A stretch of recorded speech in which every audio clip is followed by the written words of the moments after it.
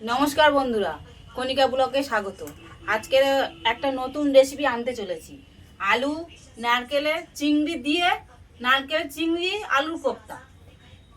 সেটা কি কি দিয়ে কেরমভাবে বানাবো সেটা তোমাদের আগে মশলাটা দেখিয়ে নেবো, তারপর বানানোটা দেখাবো। আলু সেদ্ধ করে রেখেছিলাম। আলু সেদ্ধ, কালো জিরে,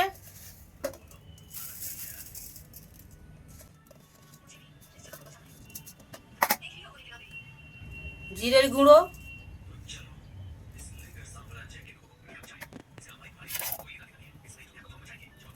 মিক্সিতে বাটা নারকেল,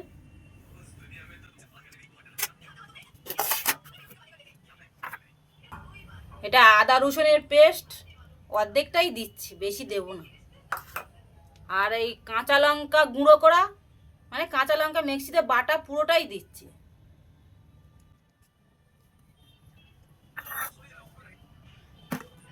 সর্ষের তেল অল্প করেই দিচ্ছি। সর্ষের তেল দিলাম, দিয়ে এটাকে ভালো করে মাখাবো। না মাখালে তো হবে না, পুরো মাখিয়ে এর গায়ে ওর গায়ে সব মিলেমিশে একাকার করব, তারপর তো হবে।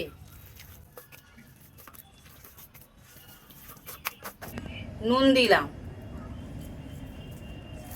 নুন দিয়ে এটাকে আবার ভালো করে মাখাবো। ফের ভালো করে মাখিয়ে নেব। সব মশলাপাতি দিয়ে এটাকে একটা মানে যেরকম ময়দার ঢিলা করে এরকম করে এটা কিছুক্ষণ ঢেকে রাখবো।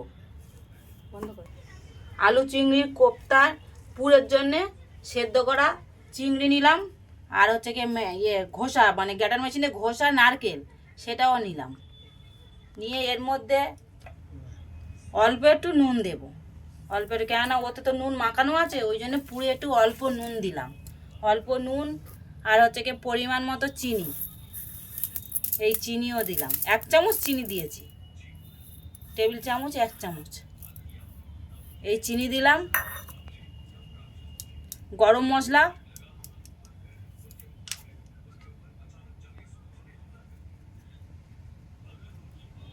জিরে একটু অল্প দিলাম, জিরের গুঁড়ো। এটাকে ভালো করে মাখাবো।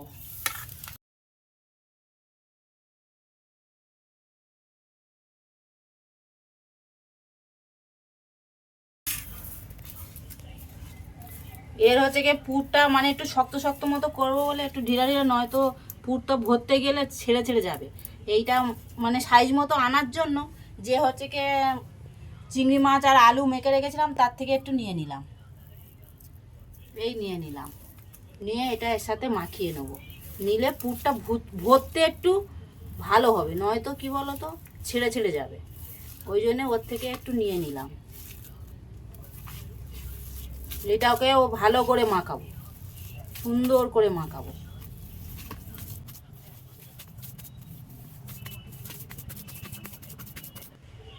কোপ্তায় এবার হচ্ছে কি পুর ভরবো। কেরম করে পুর ভরি সেটা তোমাদের দেখাবো। প্রথমে একটু করে কেটে নিলাম, বেশি বড় হলে তাহলে একটু পুরটা ভরলে আরও বড় হয়ে যাবে, ওই জন্যে একটু মানে পরিমাণ মতো রাখবো। এরম করে নিলে প্রথমে খোল করে নিতে হবে, কেননা পুরটাকে তো রাখতে হবে, ওই জন্য আগে খোল করে নিলাম। নিয়ে অল্প মানে পরিমাণ মতো দিলে একটু ভালো হবে। এই এতটা করে দিচ্ছি, এই এতটা করে দিলাম। দিয়ে মুখটায় করে এটাকে ভালো করে চেপে দিতে হবে, নাহলে খুলে গেলে মুশকিল। এই সুন্দর করে চেপে দিলাম, দিয়ে হাত দিয়ে এরম করে একটু চেপে নিলাম। নেওয়ার পরে হাতে আবার এরম করে গল্লা করে নিলাম।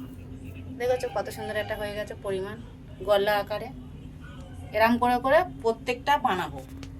গুলিগুলো সব বানানো হয়ে গেছে, কিন্তু এটাকে তো ঠিক পাকে আনতে হবে। পাকে আনার জন্য আমি একটু ময়দা দিয়ে দেবো।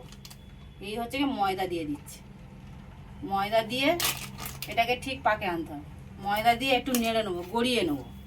গড়িয়ে নিলে ওটা এই গড়াচ্ছি মানে পুরো ময়দাটা এই গলার গায়ে পুরো হয়ে যাচ্ছে, মানে মিশে যাচ্ছে। দেখেছো কি সুন্দর গড়াচ্ছে। গড়িয়ে গড়িয়ে গড়িয়ে গড়িয়ে পুরো যে ময়দাটা দিয়েছি এই গায়ের মধ্যে পুরো গড়িয়ে নেবো। নিলে এবার তেলে ছাড়লে আর ছেড়ে ছেড়ে যাওয়ার চান্স থাকবে না, নয়তো যদি না এরমভাবে এবার ওটা তো রেডি হয়ে গেছে, তার জন্য কড়াই হচ্ছে তেল দিতে হবে। তেলটাকে গরম করে নেবো। এই কড়াই তেল দিচ্ছি, তেলটা অর্ধেকটাই দেবো, কেননা ওটা তো ভাজতে হবে, সর্ষের তেলে হলে এটা ভালো হয়। অর্ধেকটা দিলাম।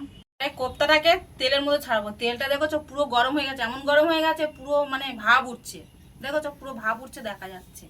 এবার এই একে একে দেবো। এই দিলাম, 4টে দেবো, বেশি দিলে আবার গায়ে গায়ে লাগলে আবার হয়ে যাবে।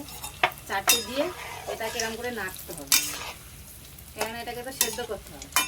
এরকম করে নাড়বো, নেড়ে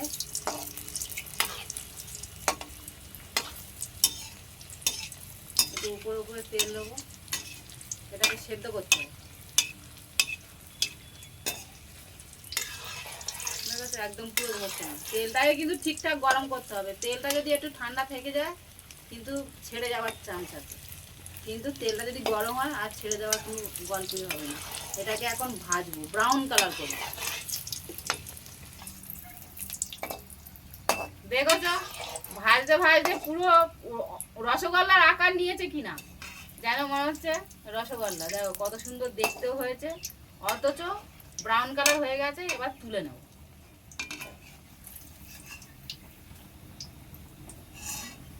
এরকম করে করে সব কটা ভাজবো। কোপ্তাটা ভেজে নিয়েছি, নিয়ে যে তেলটা ছিল তার মধ্যে কোপ্তার যে একটা গ্রেভি তৈরি হবে সেটাই বানাবো। সেটা কি কি ফোড়ন দিয়ে বানাবো সেটাই দেখাচ্ছি। প্রথমে হচ্ছে কি সাদা জিরে দিলাম, তারপরে তেজপাতা, এই দুটোই দিই। তেজপাতা দিলাম, এলাচও দিলাম, এলাচ দিয়ে দিলাম, কেন এটা একটা সুন্দর একটা সেন্ট বেরোবে। পেঁয়াজটাকে আবার একটু নিংড়ে নেবো, কেন এতে প্রচুর জল বেরিয়ে গেছে। এই নিংড়ে নিংড়ে দিয়ে দিলাম।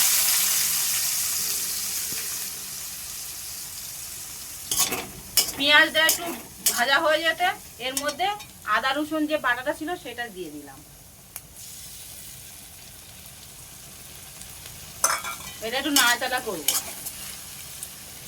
এবার হচ্ছে কি রসুনটা ভাজা ভাজা হয়ে গেছে, তারপরে টমেটো মানে ইয়েতে গ্রেটার মেশিনে ঘষেই রেখেছি, ঘষা ইয়েটাকে টমেটোটাকে দিয়ে দিলাম।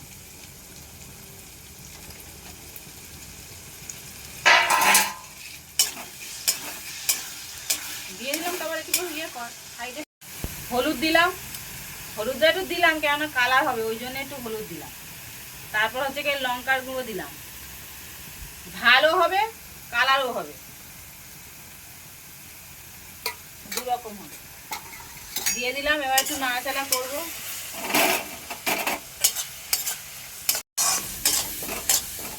এবার নাড়তে নাড়তে দেখো পুরো তেল চারদিকে কিরম চপচপ করতে, দেখো তেলটা পুরো চপচপ করছে।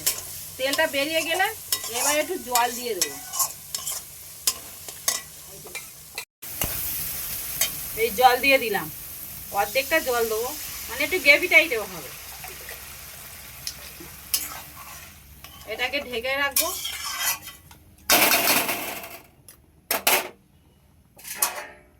এই ঢেকে রাখলাম। কিছুক্ষণ ফোটার পর মানে 5 মিনিটের মতো ফুটলো, ফোটার পরে এই নামিয়ে নিলাম। নিতে গ্রেভিটা কিরম হয়ে গেল। এবারে মানে এই গ্রেভির আঁচের জন্যে, কেন আগে দিলে অতটা বোঝা যেত না, ওই জন্য নুনটা আমি পরে দিচ্ছি। এই পরে দিচ্ছি, দেখো তো এই পরিমাণে নুন দিতে হবে, কিন্তু বেশি হলে আবার নুন পড়া হয়ে যাবে, কম হলে আবার নুন কম হয়ে যাবে। এই দিয়ে দিলাম নুনটা, দিয়ে একটু নেড়ে চেড়ে আবার একটু কিছুক্ষণ ফোটাবো, নয়তো এই গ্রেভিটা পুরো একদম মানে গ্রেভি যেন তো কেন টাইট টাইট মতো হবে, তবে কোপ্তাটা দিলে ভালো হবে। একটু জল আছে তো, জলটা একটু কমে যাবে।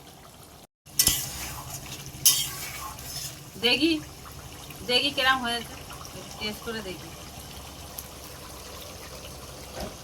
একটু মিষ্টি দিলে ব্যালেন্সটা চলে আসবে, ব্যালেন্সটা আনার জন্য একটু মিষ্টি দিয়ে দিই। এই পরিমাণ মতো চিনি দিয়ে দিলাম।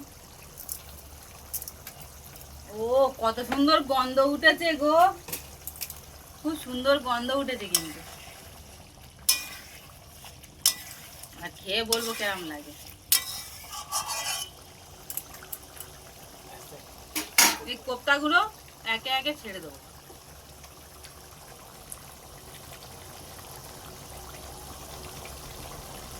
এটা নরম তো,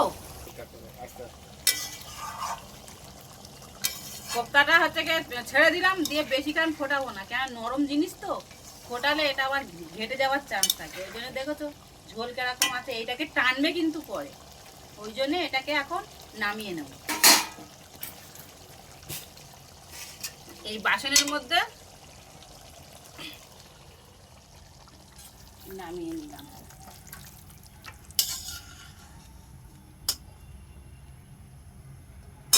দেখেছো তো বন্ধুরা কিরকম কালার এসছে, কত সুন্দর কালার এসছে। এটা ঘরে বানিয়ে খেয়ে দেখবে কত সুন্দর লাগে। একটু গরম মশলা দিয়ে দিলাম, এটা গন্ধটা ভালো হয়, এই গরম মশলা দিয়ে দিলাম।